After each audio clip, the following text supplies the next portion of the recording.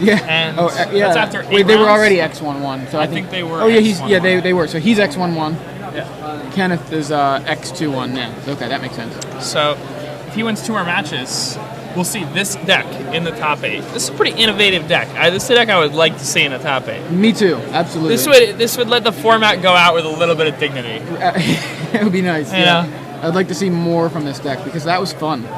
I mean, no Jace. That was cool. I love Jace. Love a Jace, but, you know, it's fun to see kind of just different... The games go so much faster when he doesn't have Jace. Yeah, I mean, and dueling Batter Skulls also, you know, and not having that makes games go by a little faster too. So, is there any chance we can get another match, or is there? I don't know how much time's left in the round. That second game went pretty fast. Let's check with Ben. How much time's left in the round? And 22 minutes. 23 minutes. Okay. Any chance we can get another match? Possibly. We're gonna see if we can get some more Magic for you guys to watch. I'd like to watch more Magic. Who doesn't like watching Magic? I love watching Magic. That's my Obviously, favorite part. you guys like watching Magic. Yeah, I know. If you're watching, you like watching Magic. You know, that's my favorite part of watching Magic. Wait, just watching Magic? Watching Magic. Oh, yeah. Talking about Magic. It's good to have Magic to watch so that you can talk about it. It's true. Yeah. So I've seen some very exciting things happen in games of Magic. I've seen somebody catch show and tell and their opponents put a Battle of Wits into play. I saw that too. I was not watching live. I was watching home like you guys are. That was awesome. That was pretty good. That was really cool.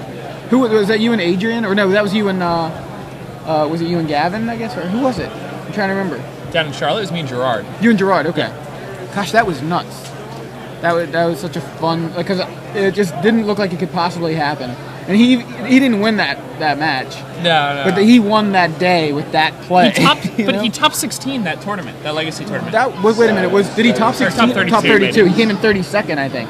Okay, but yeah, he won X2. With the Battle of Wits deck. With the Battle of Wits deck. Yeah, it's nuts. That's so good. Really the story. Yeah, I mean, I would not want to play a Battle of Wits deck. But when people do, it's always pretty fascinating to see. And also pretty fascinating to see the way people take it. Like, he had the zoo version, right? Pretty much just like something nobody's ever seen before. Right. Yeah, I mean, it was such a great idea, too, because you think zoo has so many options, and you're like, well, I'm just going to play all of them. And then Battle of Wits. You know, that doesn't seem like a bad idea. I mean, you just get to play, like, the top 60 cards of your library, just like, it's a zoo deck. Yeah. And if I happen to draw Battle of Wits, I win, you know? It's a 5-mana, I win. Exactly. Yeah. I love that. Like, I think that's such a cool idea. And he made his sideboard worthwhile. I don't know. So yeah, I don't his whole deck had like random like one-of creatures that were like good and like that were just like good zoo creatures that were like situationally good. Mm-hmm. And then his sideboard, how he it's impossible to make a Battle of Wits sideboard worthwhile. Okay, so you have these 15 cards, and I think we're about to get another match. We have these 15 cards that are about to go into like 250 card decks, so that you can like it's just the chance of drawing make a difference. So what he did was he just had eight creature tutor effects in his sideboard. Yeah. 4 Worldly Tutors and 4 Eldamri's Call. And then he had these creatures that were just good in various matchups, like 1 Kataki in his deck and one of all these other things. They're actually in his deck. Yeah. And then against the specific matchups, he would just sides out the ones that he doesn't need. He would for side the out tutors for the tutors, right. and then he would just like tutor up key card and beat them. So he made a relevant sideboard in a Battle of Wits deck. Really, I mean, and that's really cool. That is really cool, and it's really just a really smart way to take that deck. A deck that most people just can't take seriously, right? You don't take a Battle of Wits deck seriously, but he made it. I mean, top 32. He didn't top 8. He didn't win, but he top 32 with Battle of Wits. And he's Kenny Meyer. You know, he's somebody who's always playing Zoo, and as a result, because he likes Zoo decks and likes to play Zoo decks a lot of people don't really give him credit, but he's really good at building a deck. Yeah. And even though he's building a Zoo deck, he's really good at building it. Well, it's just a big Zoo deck, right? I mean, it's like 4 Zoo decks and 10 more cards. He's always building Zoo decks. He's like, well, I can just play every card I've ever played in any of my Zoo decks. Shove them all together. I think that's fantastic. I want to see somebody build a Battle of the Wits deck with a transformative sideboard. I don't know how that works. I have no suggestions. That's as far as it goes. It's as far as it goes. Yeah. Scape shift sideboard plan? Does that work? I don't know. Scape shift people, right? Right. Like somebody's like, Meddling Mage Battle of Wits. Okay. I guess you just play it main deck, though. You just play the Escape Through combo. Right. Anything that you would want to transform into, you just play main deck, and that's what you draw. Like, you literally just have like 6 combos in your deck. Right. I mean, and it's funny that you mentioned that, though, because I think we saw, Chapin and I watched the Battle of Wits deck in Denver, and it was entirely different. It was basically that. It was just like every combo deck you could think of in there. He had like Hex Mage Depths combo, Thopter Sword combo, Battle of Wits obviously in the deck. We're getting deck lists, so we're going to. I don't know if he had like Pester Mike Kiki Jiki, combo, but he just pretty much had tons of 2-card combos, some tutors, and then he won by naturally drawing the Hex Mage Depths combo, like game 1. He just happened to draw both pieces of that combo. Didn't win the match though. Oh wait, no, yeah he did, because game 2 went for so long that it went to time. So he just drew out game 2. It was against Murphle. And it got the match. Yeah, it was kind of grueling to watch game 2. Game 1 was over in 5-10 minutes, and game 2 just went the rest of the duration. The rest of the game. And I think he even had Battle of Wits and just wasn't playing it for some reason. I don't even know. I don't even want to think of that anymore. So Ben Friedman, actually local guy, guy I actually know. He's done pretty well for himself recently. He looks like he's just playing looks pretty classic Twin Blade deck. List, yep. And he's playing against Matt Ferrando, the Fran Dynamo himself, my boy, Matt Ferrando from New York. And he's playing a Bant Blade list, right? Okay, and these guys I think are going to game 3. Cool. Now Matt Ferrando is somebody who, he's been on the PDQ circuit forever. Last year, I felt very bad. I drew with him in a PDQ in the last round. We were both X1. It was a 9-round PDQ, and we were both X1. And we drew in the last round, and he came in 9th. Oh, and that's a afterward, banger. I had assumed that because we were both X1, we were both just locks, and I didn't even look at the standings. Right. And afterward, I felt very, very bad about it. Ferrando's a really good guy. He's a good player. He's been playing Bantblade for a long time, before it was in style. I mean, when I think of I know that he's been playing, the Bantblade kind of thing. When I first heard of Bantblade, it was attached to Matt Ferrando, so yeah. I've known him since he was a little kid playing locally here, and he's not that much older than a little kid, but he's at least a couple years older. Fun fact about Matt Ferrando, he used to be an intern when I worked in an office, at my office. Oh yeah. That's a small world. Yeah, why not?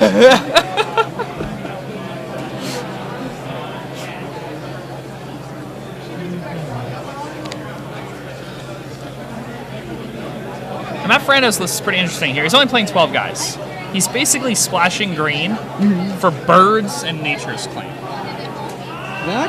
Why not just play Divine Offering? I mean, who wants to kill enchantments? Yeah, I guess so. And it's good against this, he's Splinter Twin, pretty good target for an enchantment. And then again, kind of, I guess it depends on how much Splinter 20 expects to see. The Birds obviously helps him accelerate, as we saw earlier. The just being able to have that jump on things seems pretty strong. What about his sideboard? Looks like no Thrun the last Troll in the sideboard, the only green spell. So that's pretty hard to cast for his deck, though. The Birds are actually pretty hard to cast in his deck too, though. But, it's not about casting your spells. We saw that last game. Wait. It is. It is. It is about. Yeah. This isn't. No, I'm just playing. I love me Matt Ferrando.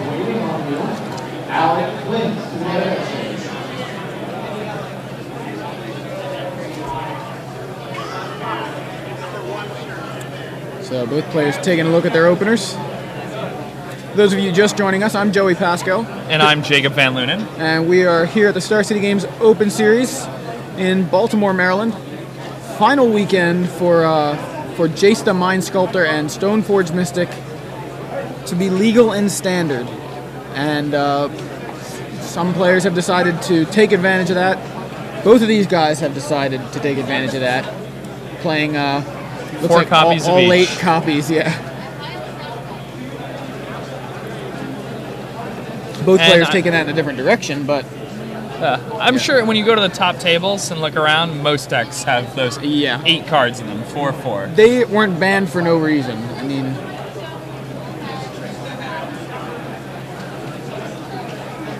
so Matt leads with a Celestial Colonnade. Is that a mulligan to 5 for Matt? I know it was at least 6, but I didn't. Oh, it was 5. Okay, so. All right, so Matt's going to go ahead and preordain here. Going to bottom both of those lands. He's going to draw, and he gets a Sword of Feast and Famine. Yeah. Plays a Razor Ridge Stick and passes. Ben has a Gitaxian Probe. Let me see what you got. So he sees land, Spell Pierce, Sword. And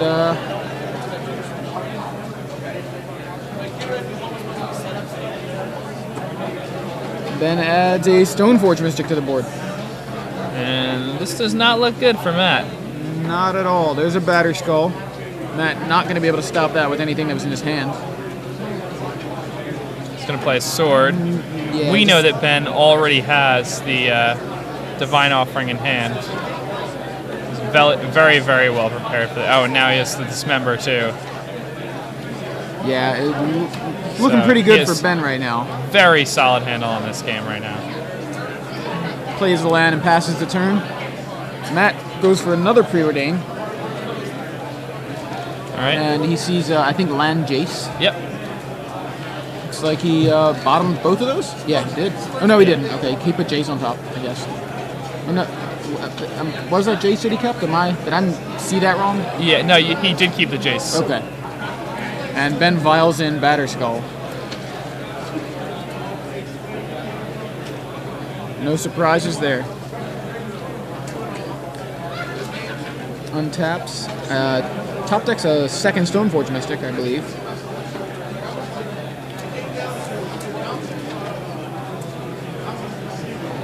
Now, if I were Ben, I would sacrifice both my fetch lands, and I think he's a Jace in hand. I would attempt to play my Jace. That'll really force Matt to play his own Jace on the next turn. Well, Matt has the Spell Pierce, which Ben knows about.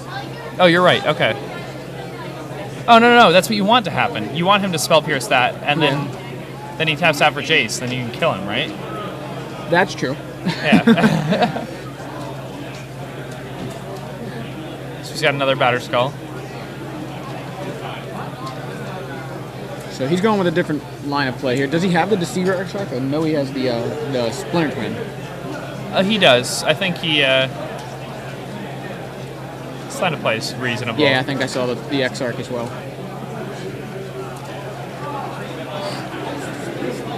So Matt activates Inkmoth Nexus.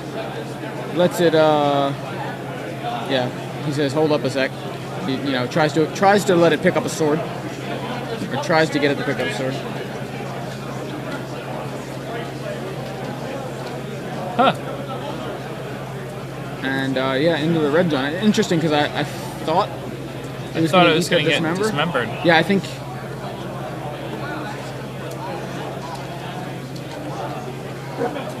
Yeah, I think there's some question about... he definitely... That went on for a while. That was equipped. Right. Yeah. As far as I could tell.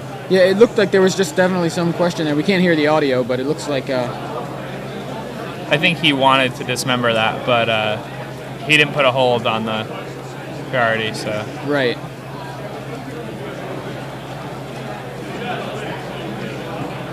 So the Inkmoth gets in, untaps Matt.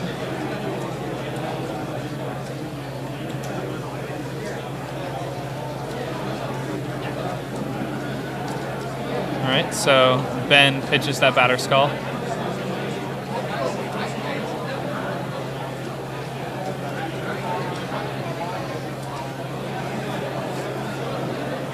Ooh, Matt's deck has Inkmoth Nexus too. Yeah, that's 3-color plus Inkmoth Nexus. That's pretty risky, I guess, or pretty gutsy, I guess, is more the answer there. So, and he's only playing 25 land. Huh. Well, those birds kind of help. Yeah. Adds Jace to the board and brainstorms. trying to draw himself back into this game here. What is that he just he kept off of that Jace? Couldn't tell. And he's got a what is that? Oh, Nature's Claim. That's what that is. Yeah. For some reason, it looked like a black card for a second. I'm just trying to figure out what black card looks like that. So Nature's Claim on Ben's Batterskull.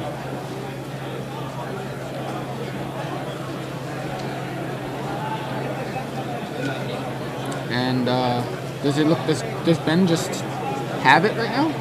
He doesn't have the. He didn't have 3 mana open. No, he has the X-Targ in hand. He has the X-Targ and Splinter. I just mean he didn't play the X-Targ. Yeah, couldn't.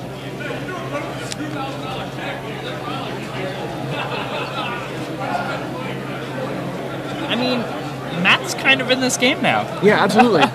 Jace does that, you know.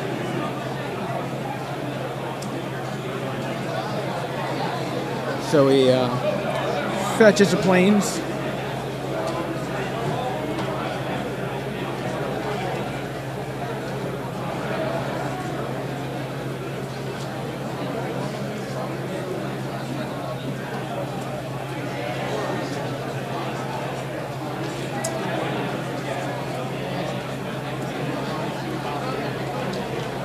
All right, now.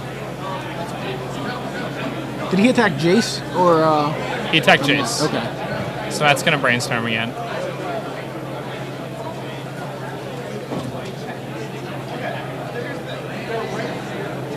And now Matt can play a Phyrexian Metamorph and copy one of the Stoneforge Mystics.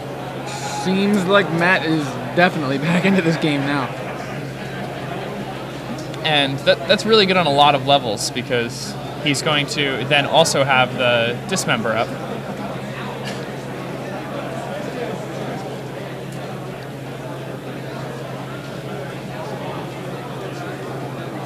Huh. I'm pretty sure he plays the Metamorph, but... Yeah, it looks like he's thinking that, yeah.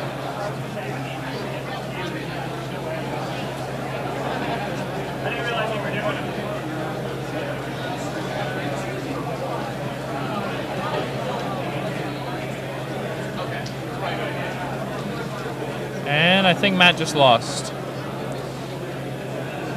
What, I think his opponent just goes X-Arc Twin. What? Why do you think that? Did I miss something? Well, he just tapped all of his lands except he has the Spell Pierce in hand, but he doesn't have Dismember. So he does. He has the Dismember too. You're right. Okay. I don't know if he does. I know Ben has one. I don't know that Matt has one. Okay, Matt. I think Matt may have one also. So that could be the reason why he did what he did. He may be baiting. Yeah. And if he is, I like that play a lot. So he did copy a Stoneforge Mystic, and what did he grab? Was it a Batterskull? Yes.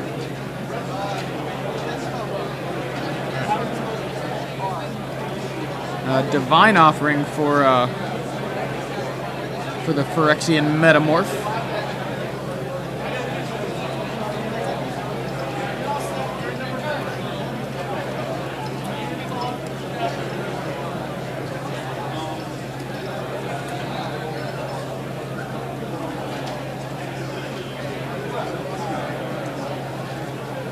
And he untaps, so he's okay, Matt's hand is Batterskull, Spell Pierce, Dismember.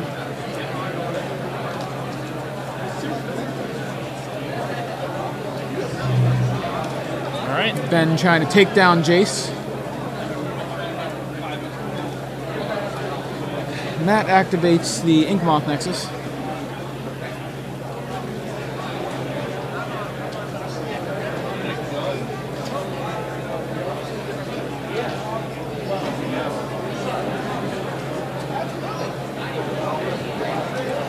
Ben looks like he is going... Yeah, he dismembers the Inkmoth Nexus.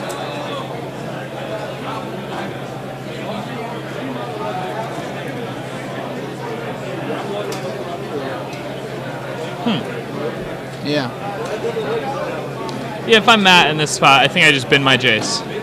That's fine. Yeah, he's really fighting over that Jace at this point, but, you know. That Jace has done its work. Pretty much drew him right back into this game. And Ben adds his own Jace to the board.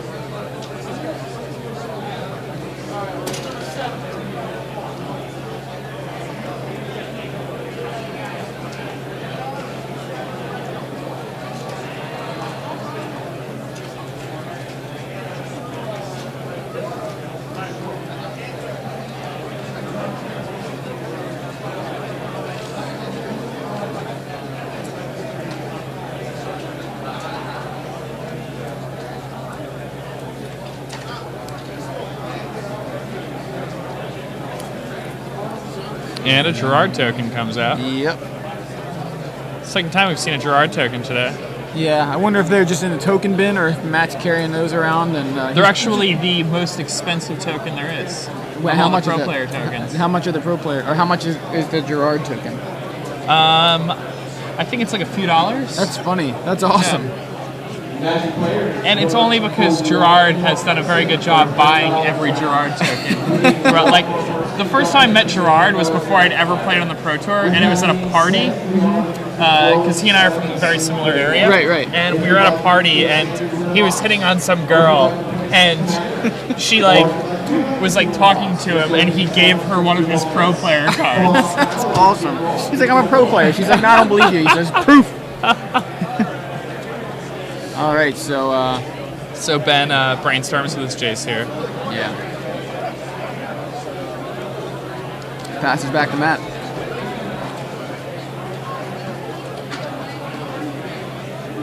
And Ben must have a reasonable answer for that batter skull, or at least the germ, because I'm surprised he didn't bounce the germ. Yeah, I mean, he's probably just going to chump with a Stoneforge Mystic, I guess. Yeah. I guess if his plan A is still, still Deceiver Twin, then Matt's life total doesn't matter all that much.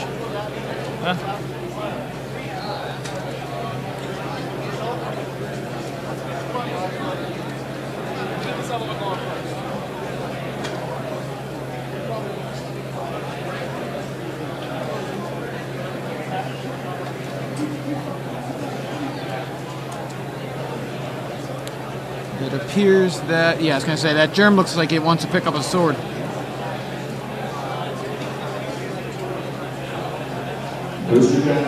And attack Jace, Deceiver XR comes down. Tapping Gerard. Now we know Matt has a Dismember.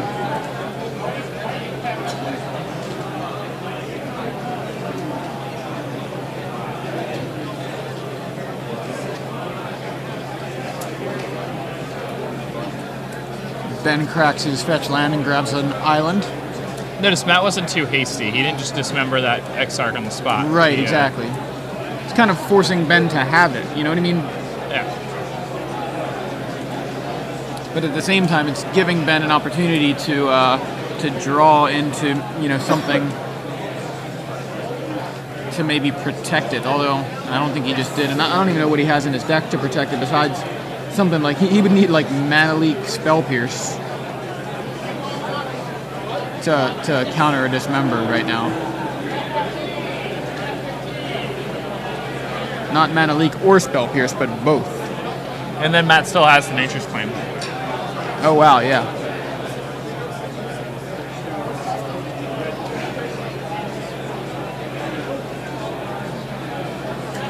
And I believe Ben has an extra Exarch, so...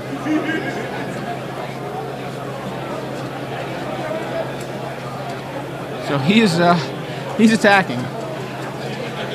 Matt down to 11.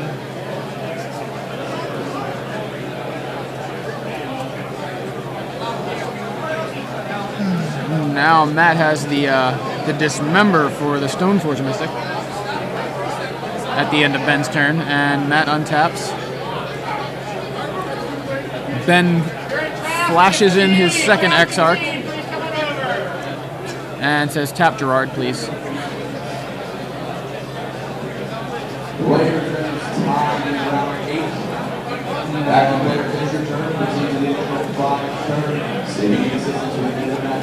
Please raise your hand and go over a judge. Once again, players, that is time in round Is it round 8 or 9? I believe it's round 8. I think it's 8. He just announced 8. Yeah, I think this is round 9 because we thought it was the next. We moved to this match. We moved to a new match, and it got put up as the next match. Right. So Matt just passes back, and Ben untaps, fetches.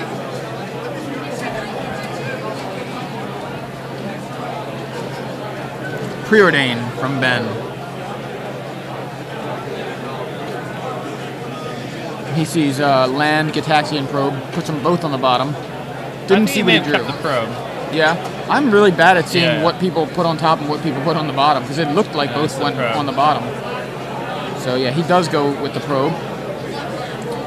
Sees Spell Pierce, Nature's Claim, Dismember. All pretty relevant. Spell Pierce less so, but the other two, pretty relevant. Ben has to figure out what his plan is, and his plan seems to be beat down right now.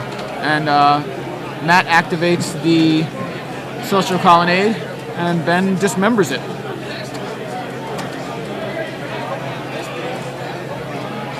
These guys have a 2-minute extension, by the way. The time was called, but yeah, 2-minute extension here.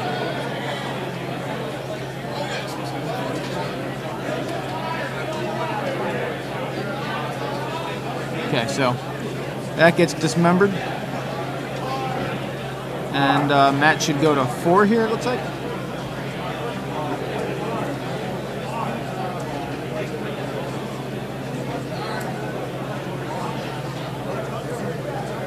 A third Deceiver Exarch from Ben to tap that Gerard token down.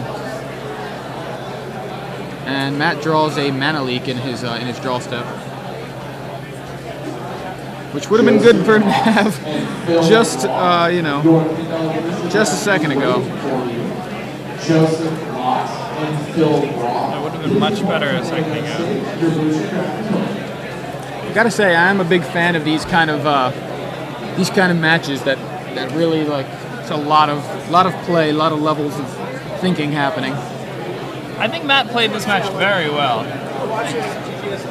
Thank you. Thanks.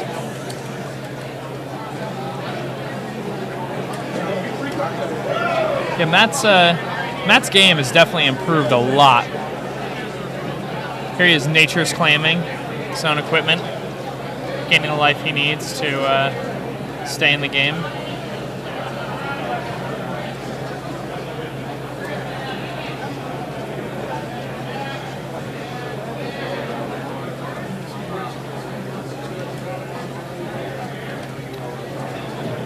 See, Ben made a mistake here also, though. Ben could have resolved his Splinter Twin there. No problem at all. What he didn't realize is Matt was at 4, and he had the Dismember in hand. Oh, right, if Matt's at 4, that Dismember doesn't do much. No, not at all. It's a dead card, yeah. But did they just draw, or did Ben take that? Yeah, Ben got it. Okay. But yeah, that was actually really fun Magic to watch. Like two really, skillful players playing two really good versatile decks. Matt looking like he's out of the game early, but draws right back into it, and is basically on the verge of, not necessarily on the verge of winning, but definitely in it all the way up until the very end.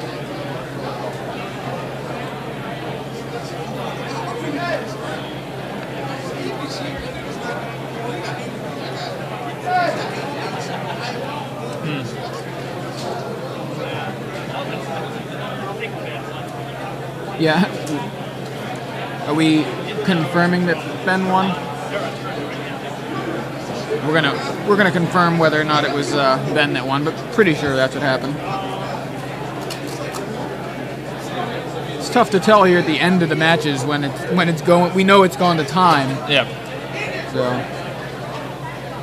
And that last game, Matt had mulligan to 5. Yeah, I know. It's pretty rough when that happens. It is definitely. What happened? Ben did win. Okay, cool. Thank you. So, now about to head into round 9 of 10 pretty momentarily.